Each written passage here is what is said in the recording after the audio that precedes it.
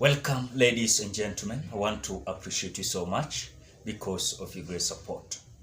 Babu Owino, the Member of Parliament of Embakasi East constituency, stands a good chance when it comes to the politics of the Republic of Kenya. Now, let us assume that now, when you look at the candidature of Team Wanyonyi, of member of Westland constituency, and they team up with Babu Owino when it comes to Nairobi County, can they deliver to the ODM party?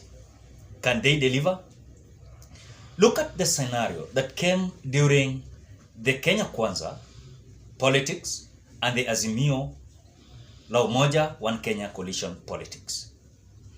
Do you remember when Raila Odinga came out suggesting that Timothy Wanyonyi, the Member of Parliament of Westland constituency, to come out to compete with Johnson Sakaja? Something that came the eyebrows of Kenyans was immediately the candidature of Team Wanyonyi was so much endorsed across the Nairobi County. We were shocked when we saw the candidature of Polycarp Igathe. And this was not well received by both the Kenya Kwanza and also both the Azimio La Umoja One Kenya coalition. Have you ever asked yourself, the play that Uhuru Kenyatta played in between, where he came out suggesting that it was Polycarp Igathe who was going to take the politics of Nairobi County because Uhuru Kenyatta had his interest, also because Polycarp Igathe was in Jubilee Party and Uhuru Muigai Kenyatta was the party leader. So they changed Polycarp Igathe to be in the position of Team Wanyonyi. But when you compare the candidature of Polycarp Igathe and Johnson Sakaja, people were not happy with Polycarp Igathe. Did you know that the Azimio supporters voted in Johnson Sakaja? Did you know that? Bigger person came out voting Johnson Sakaja. Why? Because they were frustrated with the kind of decision that Azimio La Umoja One Kenya coalition came up with lately after they had known Team Wanyonyi. In fact, Team Wanyonyi had sympathy votes. Team Wanyonyi, at least, he could have come out with records of what he has done in Nairobi County, especially in Westland constituency. Now, if any case, Team Wanyonyi could have been in that candidature, at least it could have trembled the Johnson Sakaja. So Johnson Sakaja never came up having a strained kind of politics in Nairobi because of Polycarp Igathe. In fact, Johnson Sakaja won the election without any stress. Now, what if now we have the governor, Johnson Sakaja? What if Babu Owino and Timothy Wanyonyi are going to team up? Can they deliver this? I want to say, yes, they can deliver this seat. But only if they are going to organize themselves, they are going to understand who is able to deliver these grounds in Nairobi County, because the politics of Nairobi County is not the politics of rural areas. You know, as we speak now, no governor has succeeded to be two-term governor of Nairobi County. When you start with Evans Kidero won election in 2013. In 2013, he won election. In 2017, he was defeated by Mike Mbuvi Sonko, who was the senator of Nairobi by then.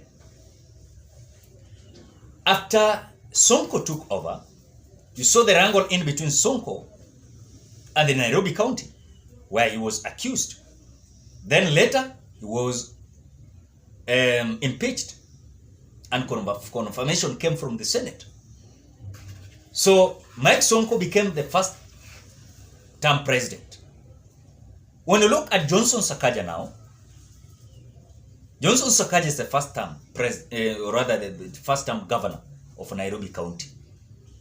Is there a possibility of Babu Owino and Tim Wanyonyi planning and preparing themselves against Johnson Sakaja? Can they get that seat? They can get. My reason is this. Johnson Sakaja, when he took over, remember, he was not only voted by Kenya Kwanza, he was voted in with even supporters of Azimio la Umoja One Kenya Coalition, a bigger percentage of them. So Johnson Sakaja could have not won election. Could have not won election if Tim Wanyonyi was there with a good running mate. Johnson Sakaja could have not won election in Nairobi County. But because of the play and the blunder that was in between the Azimio, Raila Odinga and Uhuru Muigai Kenyatta, and because Uhuru Kenyatta had interest when it comes to the politics of Nairobi County, as the possibility of Raila Odinga becoming the president was so good. And so Uhuru Kenyatta knew that as Raila Odinga was going to take the presidency, he was going to control the politics of Nairobi through Polycarp Igathe. So Johnson Sakaja came out defeating Polycarp Igathe with a good margin, you know. So if Tim Wanyonyi could have been there, then things could have been good. Now, when you look at the politics of Babu Owino, let us assume now Babu Owino is going for governorship. Leave alone Tim Wanyonyi going for governorship, then Babu Owino being the deputy. That is a good ticket. Tim Wanyonyi, Babu Owino as the deputy, take it to the bank. That is a good ticket. Johnson Sakaja might sweat when it comes to the politics of 2027. Now, let us assume now Babu Owino is going for the politics of Nairobi County. Babu Owino is a politician that has his stance when it comes to the politics of Nairobi. And you know, ODM is enjoying so much support in Nairobi County. When you look at Ruaraka constituency, you look at Mathare constituency, you look at Lang'ata constituency, you look at Embakasi East constituency, you look at Kibera constituency, those are almost 5 constituencies. Almost 5 constituencies. Leave alone other Jubilee constituencies like Starehe. Starehe is Mwago. Is a young man called Mwago there. He is the member of parliament of Starehe constituency under Jubilee Party. And in fact, Jubilee Party was under ODM. And remember, Starehe was Jaguar. But because Jaguar had migrated from UD to UDA, of course, and Mwago came out convincing people, he won election under Jubilee ticket. But when you look at other constituencies, Babu Owino can get. But let me assure you, I want to give you counties that Babu Owino can carry the day. Just count Kibera constituency. That is going to be Babu Owino. If Babu Owino is going to stand for governorship, Babu Owino is going to carry the Kibera. Babu Owino is going to carry Lang'ata. Take it to the bank. Babu Owino is going to carry Ruaraka. Babu Owino is going to carry Embakasi East. And Babu Owino is going to carry Mathare. Those are counties that is well outlined that Babu is going to have massive votes. This is a good start. You know, it could have been very difficult for someone, for example, look at Polycarp Igathe. Polycarp Igathe, someone from Ruaraka constituency could have not understood who is this person. For example, in Mathare, someone could have not understood who is Polycarp Igathe. You just go to Kibera. Some people even don't know who is Polycarp Igathe. Go to Westland. I've forgotten even Westland. Westland is well also. So it is almost to, let me say, about 6 to 7 constituencies that Babu Owino can start with. Babu Owino is a politician that even today, he can go and vie for governorship in Kisumu. Babu Owino will take it to the bank. Because Babu Owino is coming from Kisumu, Kondele. That is the place where he was born. And Babu Owino came all the way from Kisumu. He studied in Nairobi University. Babu Owino has been a leader of Nairobi University for a long period of time. So he's a young man that understands the politics, you know, and the leadership. So Babu Owino is like also Simba Arati. Simba Arati was the member of parliament of Dagoretti here in Nairobi.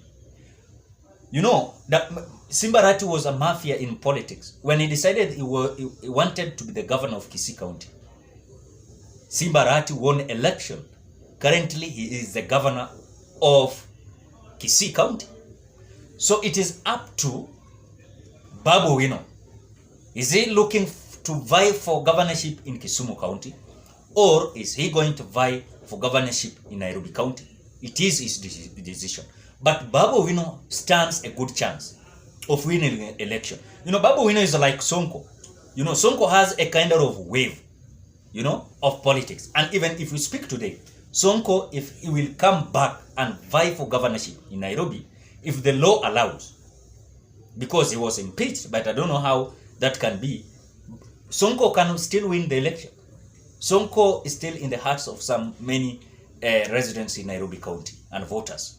So Babu Owino also stands the politics of, you know, there are certain politicians that can play the urban politics, but still they can go to rural areas and they can win the politics in rural. That is Babu Owino. Number 2 was Simbarati. I've had also someone called, I'm forgetting his name, I don't know, the coordinator of ODM, Aladwa. Aladwa is going for governorship of Vihiga. I don't know how this is going to be, but someone that I'm sure of is Babu Owino. Babu Owino can win election in Kisumu. Babu Owino can win election even in Siaya. I'm telling you the truth.